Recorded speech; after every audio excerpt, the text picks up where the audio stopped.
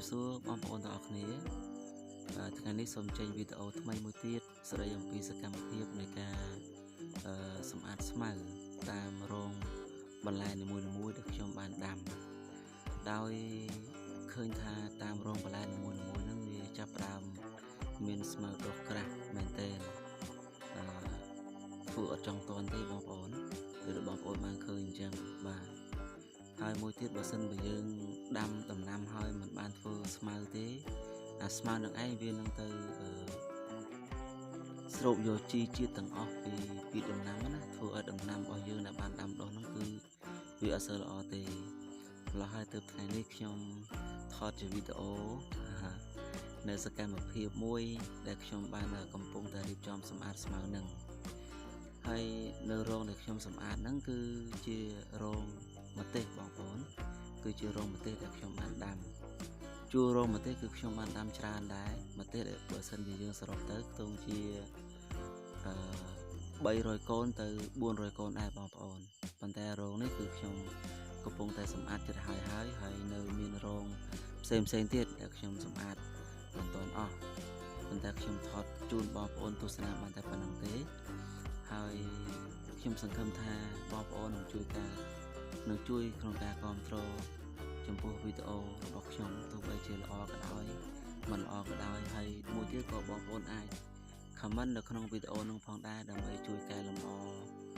ចឹងទៅហើយខ្ញុំនឹងព្យាយាមកែលម្អវីដេអូតាមអ្វីដែលជាសំណូមពររបស់បងប្អូនពីព្រោះនៅក្នុងវីដេអូមួយនេះ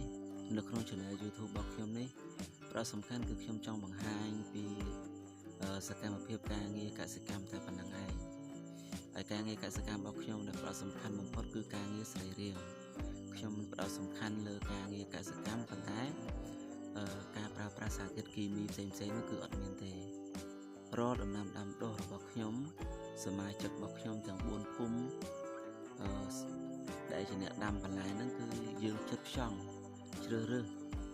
យកកសិករដែលជាអ្នកស្ម័គ្រចិត្តក្នុងការដាំដុះប្រភេទបន្លែសរីរាង្គគឺយើងអត់ប្រើប្រាស់សារធាតុគីមីណាមកលាយឡំនោះទេបាទហើយសកម្មភាពនៃការធ្វើស្មៅនេះដោយបងប្អូនបានឃើញអញ្ចឹងគឺថ្ងៃត្រង់ហើយបងប្អូនហ្នឹងគឺពេលដែលខ្ញុំកំពុងតែថតហ្នឹងគឺម៉ោង11បាទម៉ោង11ជាងគឺតាំងពីព្រឹករហូតមកទល់ស្មើហ្នឹងចាប់ផ្ដើមធ្វើផងកាប់ចេញផងហើយក៏ចិត្តចប់សពគ្រប់ហើយដែរតែសល់បន្តិចទៀត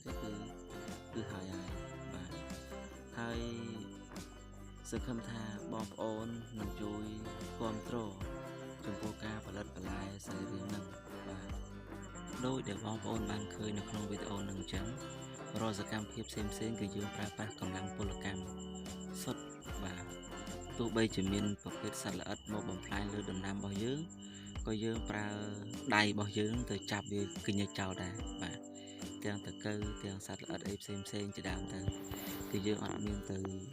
យកប្រភេទថ្នាំគីមីថ្នាំពុលគីមីយកមកបាញ់សម្រាប់សត្វល្អិតនៅលើរោងបន្លែរបស់យើងគឺអត់មានទេបាទហើយម្ទេសជីត្រប់ប្រភេទបន្លែទាំងអស់ដែលមាននៅលើដីដូចដែលបងប្អូនបានឃើញនៅក្នុងវីដេអូហ្នឹងគឺយើងក៏មិនបានទៅប្រើប្រាស់ប្រភេទជីគីមីជីអ៊ីរ៉េណាផ្សេងយកមកដើម្បីជំនួយឲ្យវាល្អហ្នឹងគឺអត់មានទេបងប្អូនគឺយើងប្រើប្រាស់តែជីលាមកសត្វសុទ្ធសាធតែម្ដងទាំង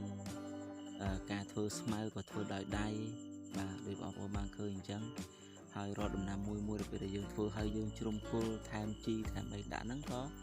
ជាប្រភេទជីលាមកសត្វដែលយើងយកមកអញ្ចឹងដែរគឺយើងអត់ហ៊ានទៅប្រើប្រាស់សារធាតុគីមី